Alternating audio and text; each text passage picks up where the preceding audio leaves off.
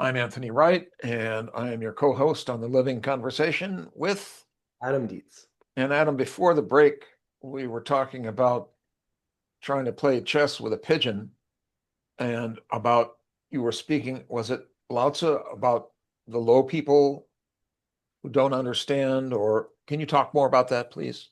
Confucius said there is one type of person that's very difficult to deal with. There's a low person, a mean person, like mean is in petty, mean in the sense of petty, right? That kind of sense of mean. But a low person, this kind of person only emphasizes profit. If a person only emphasizes profit, they will be difficult to deal with. They're not belonging at the big kids table. They are going to be a pigeon that just wants to knock over everything for their own purposes. They're inhumane. They're inhumane. They're not arguing in good faith. They're not discussing in good faith. They are looking at you with an eye toward profit. They're looking at all things with an eye toward profit. So how can you, most important in society, most important in the country for Confucius is trust. So when this person comes around, you can't trust them because they want only one thing, profit. So how can you believe anything they're saying? How can you work with them? How can you ever know? How can you trust? So when But you don't have trust trust, that about society them. goes down. Yes, trust that. Hmm. But that's, but then, of course, there's this idea of conduct in good faith. Yeah, yeah. So I tell the students all the time, actually, this is a most natural thing. If you go to a party, I don't know if kids even go to parties anymore nowadays, right? But if you go socialize or you're hanging out with people, you interacting, you're actually often in good faith. You're having discussions, you're being reasonable, you're connecting in a human level. What stands out, what is weird and odd, is when someone throws away reasonableness, when they start speaking in these terms where you can tell they're just out there for profit, that's really off-putting. No one wants to be around that. That stands out as odd and unusual. Most of us learn not to do that in kindergarten or somewhere in adolescence, and we Right. start to become realize being a reasonable person, being someone who's in good faith is much more natural, much more helpful, much more harmonious. We like to be with people like that, and we really cringe when we hear someone who's not being like that. Well, That's the more strange, unusual thing. and there's a social contract.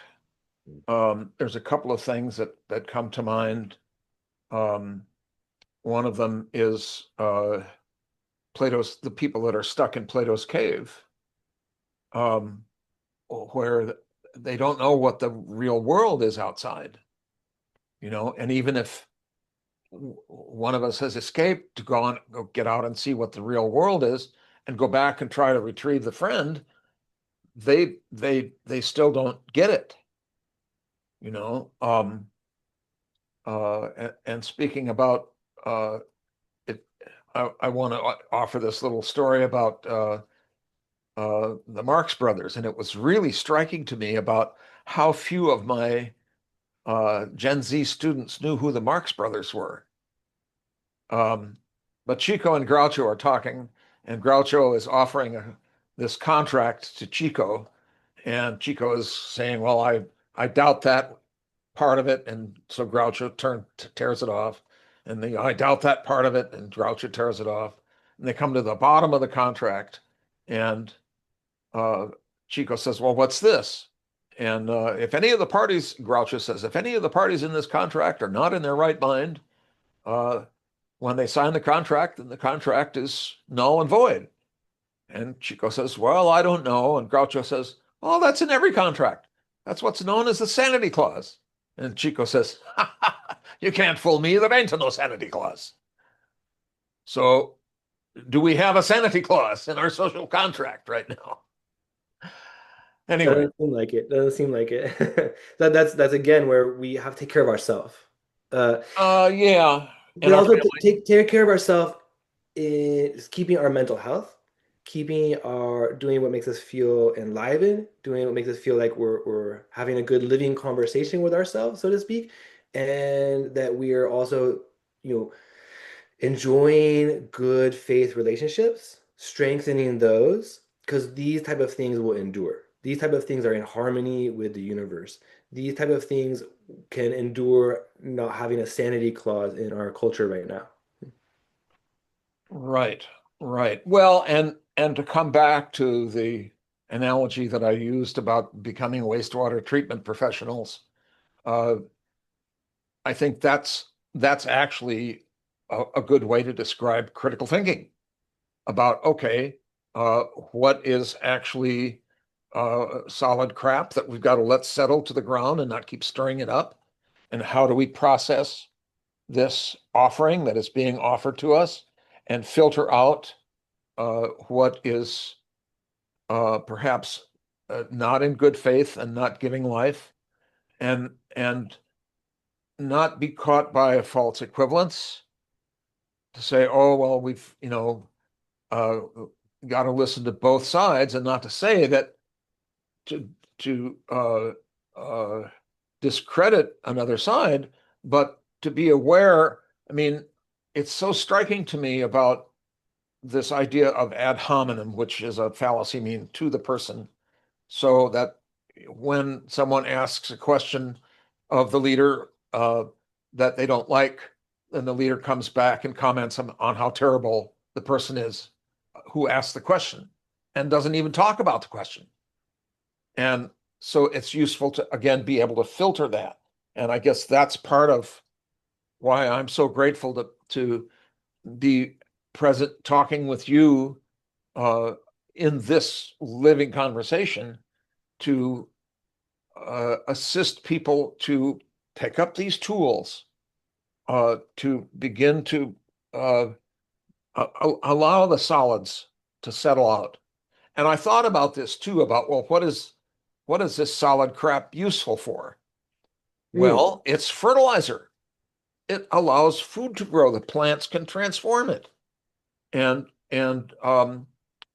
uh, and yet we don't have to be caught by it, you know. So um, uh, I guess that's the main point of why I'm very grateful to continue this living conversation with you. Um, are there other things anything else that you have that you want to get into as we wrap up our time today?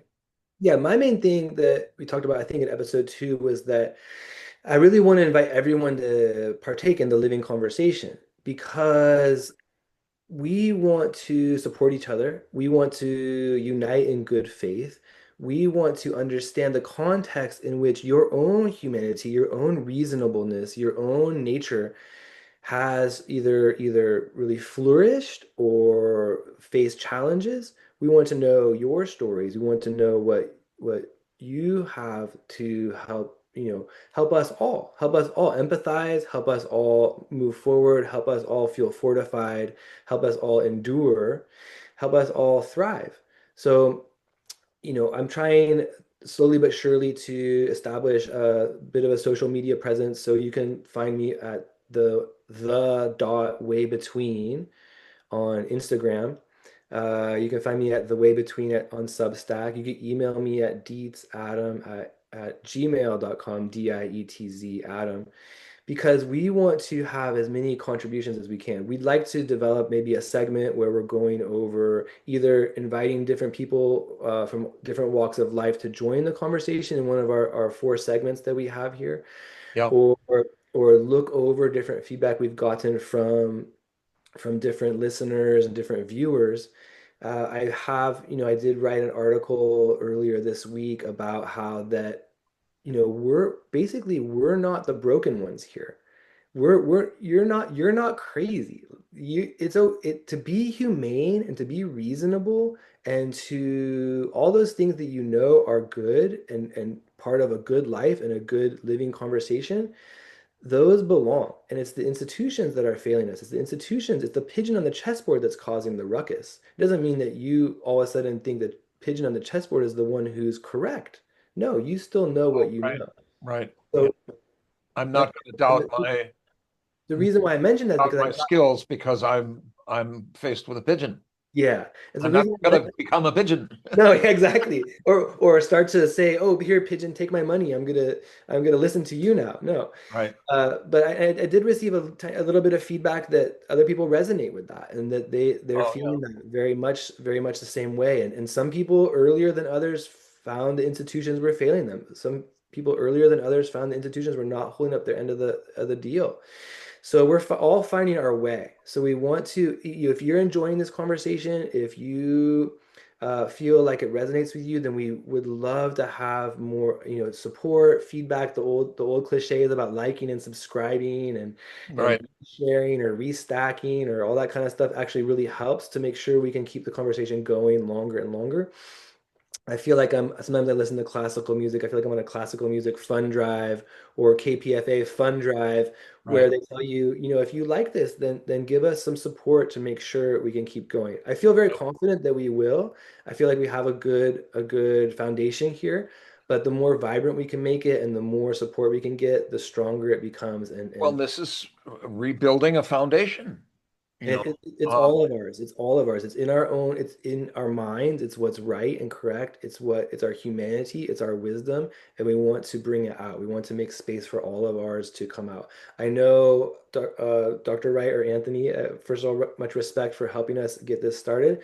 But I know for myself, it's enlivening to re-engage with this type of material. Absolutely. And please And come to my website, theonaut, theonaut.com. And I do have a comment section that you can send me some comments.